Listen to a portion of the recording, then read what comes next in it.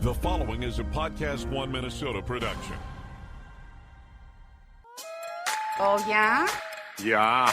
Oh, you betcha, yeah. If it's made in Minnesota, who's making it and how? Yeah, you got that right. It's the Makers of Minnesota, focusing on the products and services uniquely made in Minnesota, and conversations with the makers, entrepreneurs, and innovators in Minnesota about how they conceived of their products and how they brought them to market. With Stephanie Hansen, it's the Makers of Minnesota.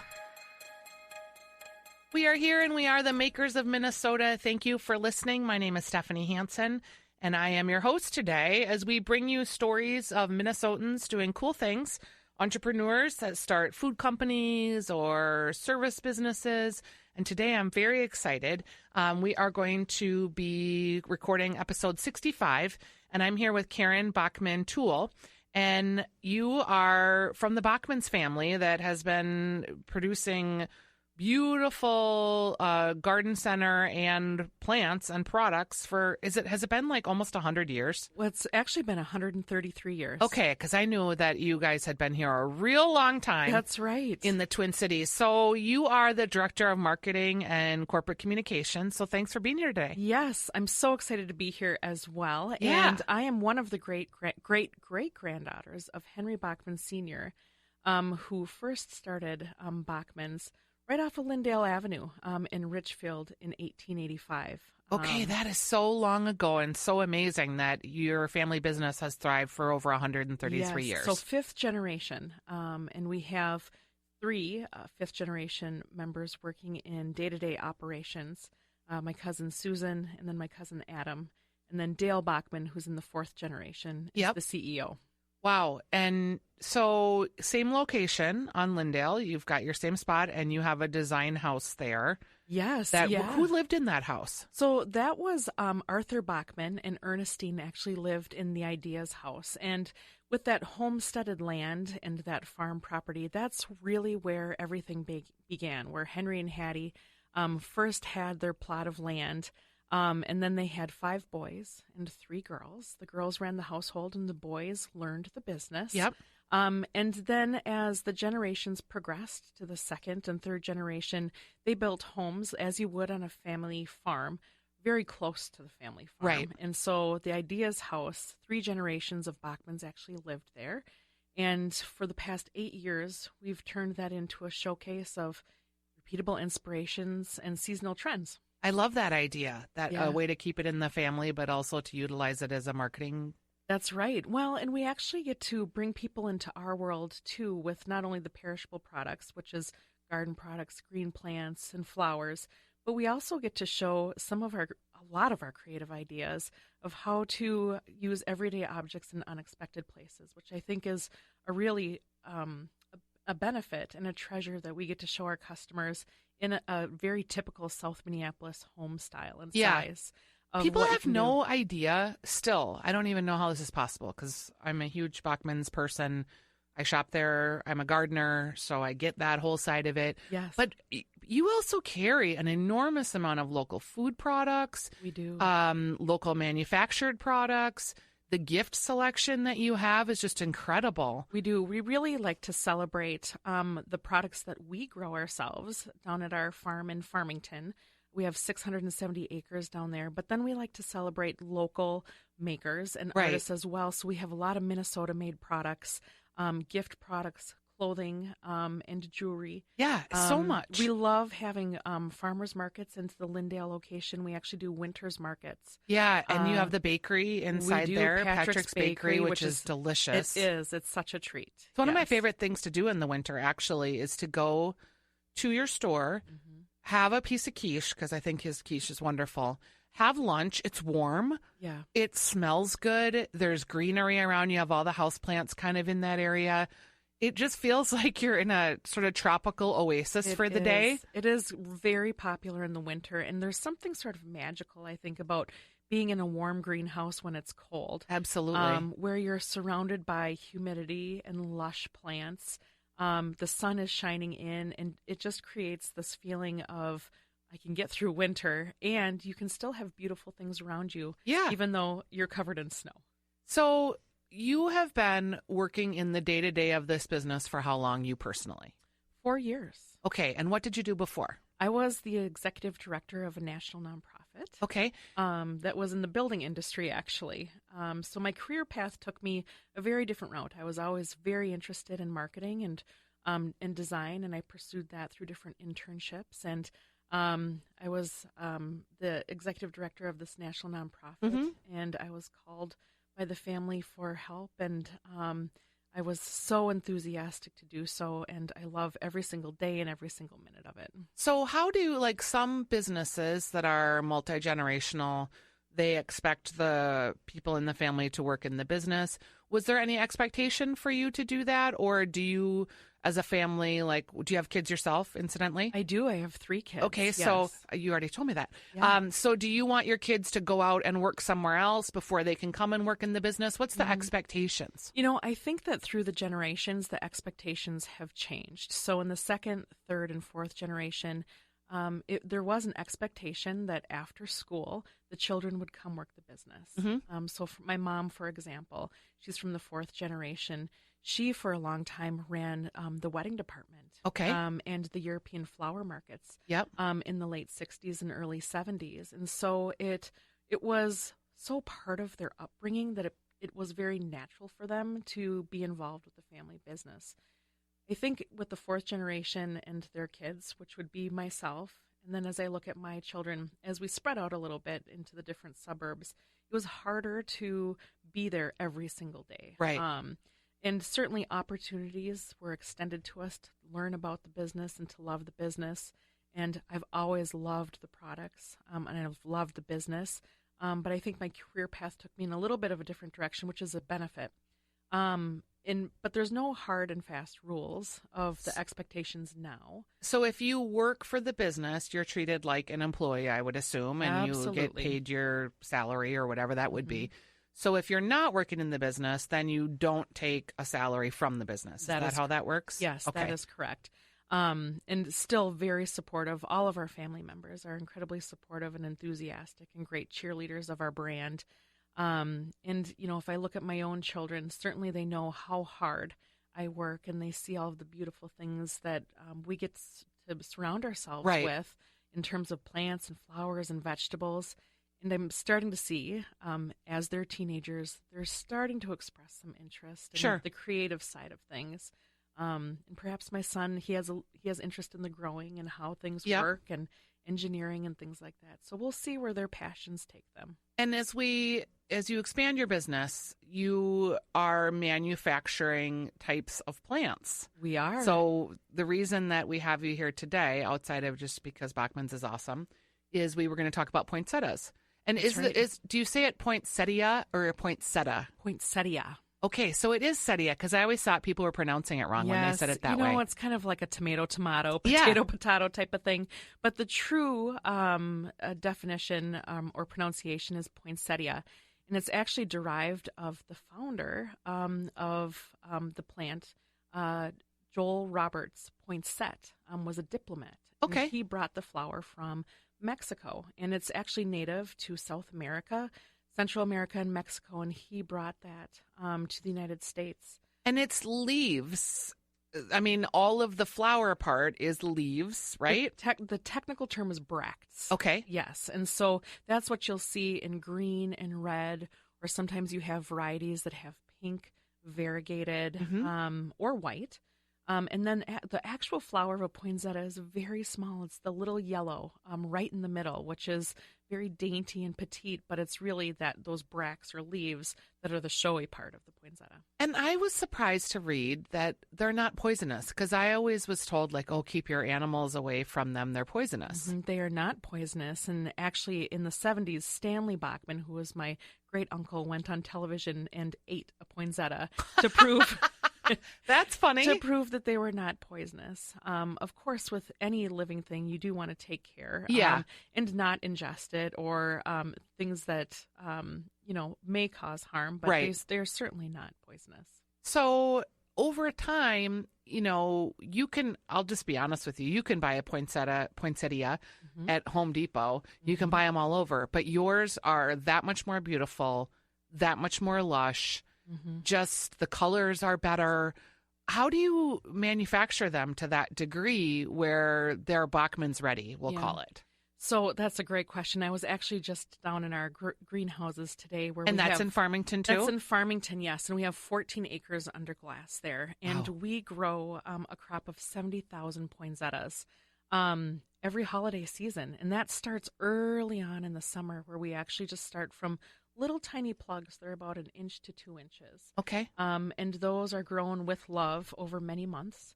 And then expertly timed, because the reason that you get the color on the bracts, whether it be red, pink, or white, is the ratio of light and dark and how they're exposed to daylight during the time. So we're farmers, but also scientists at the same time, where we can really bring those colors to life. And we've been growing poinsettias since 1931. So a very So you're long good time. at it. We're good at it, and we take a lot of pride in it. It's almost like when I was speaking with the growers today, it's their babies. So And they're Minnesota grown. that's right. That they're Minnesota grown, locally grown. People will know that if you get a poinsettia from Bachman's, that it's just grown about 20 minutes south of here. Yeah. And they can take pride in knowing that. And then lately we've seen all these crazy colors and sparkles. And how do you do that? They obviously don't grow sparkles. They don't grow with glitter, although many people wish that they did. So they're actually called painted poinsettias, or novelty poinsettias. And those are white poinsettias that we take to our painting station. Essentially, it's like a beautification station. Yeah. Where you can paint it in pink or blue, purple, and then either cover it in glitter or kind of like a faux snow. Okay. And so those are very popular, like the Frozen themed type of poinsettias that are very glitzy and glam. And some people like that, and some people are very much more traditional. Right. 70% of the poinsettias, though, are red. That is by far the most popular color. Okay, and people like them for holidays. And That's right. some people, and I tried to do this once, but I'm not that clever. I tried to keep it, and then it just turns green. That's right. And then it ends up just being green, like a greenhouse plant almost. I couldn't ever get it to rebloom, but probably because I wasn't assessing the light properly. Exactly. So it would, in a given year, if you keep it around that long, you'd have to watch the exposure to light and dark. But then it would rebloom with those little yellow blooms. Okay. But it's harder to do. Yeah. So much easier to just buy a new one. And it's a fairly inexpensive plant for the wow factor that you get. And so we see a lot of people decorating their home. They can add them to their centerpieces or their holiday displays, but then also a lot of people give them as gifts. Yeah, like for a housewarming, or if you're coming over for a host or hostess gift. And I love the little ones now, too, that you can put on the table in like a display. Oh, yes. Well, we grow poinsettias from 2 inches all the way up to 4 feet tall. So actually over 30 different varieties. Wow. So there's like a tree? There is. There's a 4-foot tall tree that is very impressive. Cool. And then, of course, they go from, 2 inches to 8 inch, which is the most popular. All different colors, variegated. Some are pink speckled. What are the number, like, it seems like either people water them too much or not water them enough. And it seems like in this building, people keep their poinsettias for way too long. Do you find that people overwater them, or is it that they're not letting them dry out in between, or that they get too dry? It's a great question. We actually get that question a lot for any of our green plants and succulents as well, which is a different ballgame. Yep. But really, it's kind of like the finger test. So you poke your finger down into the soil 1 inch, and if it feels dry, bring it to the sink and let water run through, and then let it drain out a little bit, and then bring it back to where you had its display. Okay. I think people sometimes may not take the time to do that properly, and they let water sit in the bottom of the foil cover, and that can that's overwatering, and that's too much exposure of not letting the roots breathe. Right. And then there's some people that just forget over time. Yeah, and they just dry up and frizzle up. Exactly. If you are a good steward of your plant, about how long can you expect beautification from it for the season? I usually keep my poinsettia around until February. Really? Okay. Right up until Valentine's Day. And I would think that people can expect that of their plant with given the proper care. Another good point for not having the poinsettias dry out too fast is sometimes you're not cognizant of where your air vents may be or if it's close to a fireplace. Right. That will cause the moisture in the soil and in the plant itself to. At Farmers Insurance, we know every windshield collision has a unique sound. Beetle. Bird poop. Drone. Seen it, covered it. Click for more. We are farmers. Bum, bum, bum, bum, bum, bum. Underwritten by Farmers Truck Fire Insurance Exchanges and Affiliates. Products not available in every state. Can we talk about I want to just talk with you a little bit about marketing. Sure. Because you've been doing this, you've been at the company, did you say 4 years? 4 years, yeah. You guys have a huge presence. The purple box did you always have a purple box or did that become a marketing thing in the 90s? Because I just remember the purple box and the green ribbon. Yeah. And when that package came or that arrived at your door, you knew it was Bachman's. You knew it was something special. Yeah. That actually, the color purple, that signature color, was originated with the second generation. So it's been that long. It has been a long time. And it's exposed itself in various ways through packaging or business cards or signage or trucks. But Albert Bachman really decided on that color, and a paper salesman came to see him and presented him with options of paper to wrap carnations. Yeah. And he had the option of forest green craft paper or purple. And Albert said, I want that one, and pointed to the purple one. And the paper salesman said, you don't want that one. No one does. And he said, that's the reason why I want it, because it was different. And it you was still special. wrap things in purple. And we still wrap things yeah. in purple. And even back then, back into 1885, I think Henry Bachman had a passion not only for growing, but for marketing as well. Yeah. How do you get people to be passionate about your products and your services? And I think through the generations, that has definitely been a focus for everyone. And to bring something new to that as market conditions change, as expectations of products and services change, as what's innovative, what's new, and what's different. So in our lifetimes, and I remember this vividly, you used to order flowers and you would call and you would order from your reputable florist because you knew that was going to be a pretty bouquet. Then it changed so that you ordered online and you would look online and you would order, and there were wildly different price points, and then someone would get your flowers in another state, and they would always look chintzy or not very nice. And I just always like Bachman's. You have to order from Bachman's, especially if you were going to have local delivery, because you knew it's going to be a good quality product. Right. Did that change your business model? Because were you doing a lot of like fresh flowers, and then the internet changed and people could order from 1-800-Flowers and everybody else? I don't think that it was necessarily a business shift because throughout the generations, there's always been this commitment to not have middlemen. Yep. We would sell our products directly to consumers or through ordering that you could where we deliver locally, or way back in the day, we delivered vegetables out to Boston and New York. Wow. So we always had that concept, and we have modified that concept with different technologies and expectations. Certainly, I think that there is this craving to have a very personal relationship now with people that provide service. Yep. And having a florist and being able to talk to them about what a special party might be or a special occasion is so special. And I think more people are going towards that right now. But certainly there's the convenience of ordering online, which is very popular. There is, I will say too, I don't think people realize, like, you have done Bachman's has done a couple things for me personally. One house that I lived in, the yard was just a disaster. Yeah. So we had you come out, you helped me design a garden, and then you delivered the big pieces, the hardscapes, and Right. then I planted it all based on your recommendations and then also some of my own. So that was one house. Then we just grew and redid that over time. And people don't understand, like, you could come out and look at a troublesome area and make some recommendations. You can plant it for me.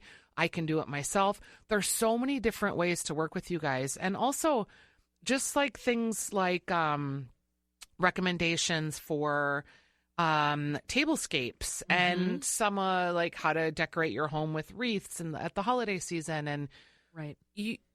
what do you want people to know about Bachman's? Like, how do you encompass all of those different things under one brand? So I love to describe us, Bachman's, as being able to help our customers live beautifully from season to season, and that's indoors and out. And so you mentioned landscape and garden services. Certainly that's one of the divisions that's very popular, where we help people think about their space outside and how to maximize their time in a Minnesota summer. Yeah, exactly. How to live outdoors and enjoy it, how to beautify it. One of the greatest things that I think that we've brought to consumers and our customers in the last several years is the concept of garden coaching, where we just have one of our horticulturists come out and just talk through problem areas in someone's yard. If there is, someone that moved into a brand new house and has a space that's been neglected, where do you even begin? They can provide those answers. Or if there's someone that's interested in starting a vegetable garden, how do I even start? Some of that can be intimidating, and what we want to do is provide a service as well as education that will help people feel successful at what they can do. And that could be decorating too. So the Ideas House is a perfect example of that as well, where you can get inspiration from our designers and see how you might incorporate that product or even just that style into your own home. Is the gardener client, so somebody like me, let's say, the same person that's the flower client, the same person that's the wedding client? I mean, you must have so many different markets to tap. Being the director of marketing must be challenging. It is. I like to think that we have many different demographics that we serve, and we do. I can see them in the stores, and I can see them within our different service departments.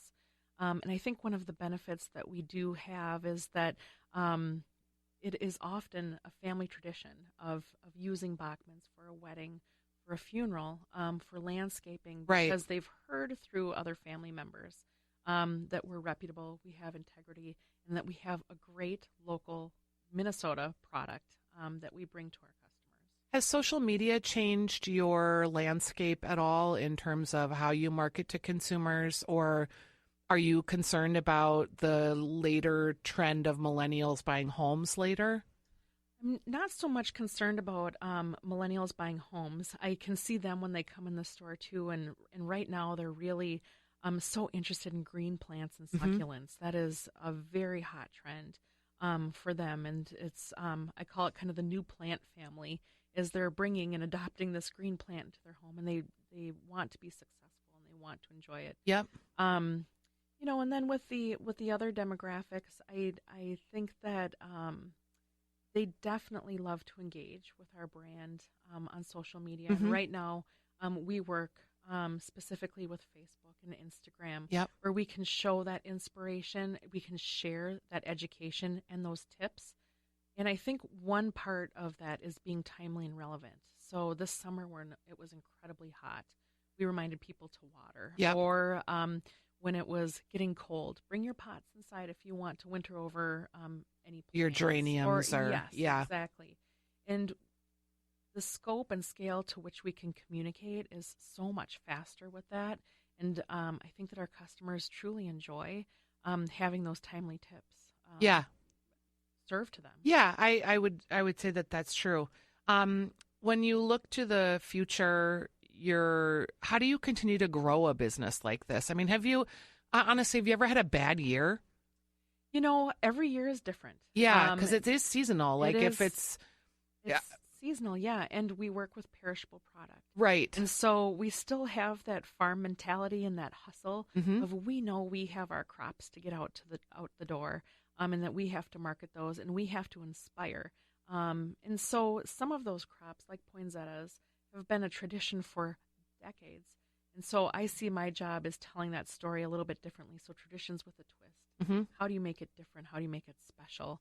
And weather plays a huge part. Yeah, because sometimes if it's a crappy spring, it feels like you're waiting. I'm the person that kills stuff because I start too early. Yeah, but you're so excited. And some of it works and some of it doesn't, and I'm fine with that. Right. But you can tell when you get to the garden center and it's been a wet spring and people haven't been able to get out because there'll be like this mad crush of 2 weekends where it's just insanity. It is. And usually Mother's Day weekend and the weekend after Yeah. that are really wild, because that's typically around May 10th is when Yep, the we say frost. that it's safe to plant. And that also happens to be prom season and Mother's Day. So Right. it's almost the Super Bowl. It's a trifecta of busyness happening at all of our stores.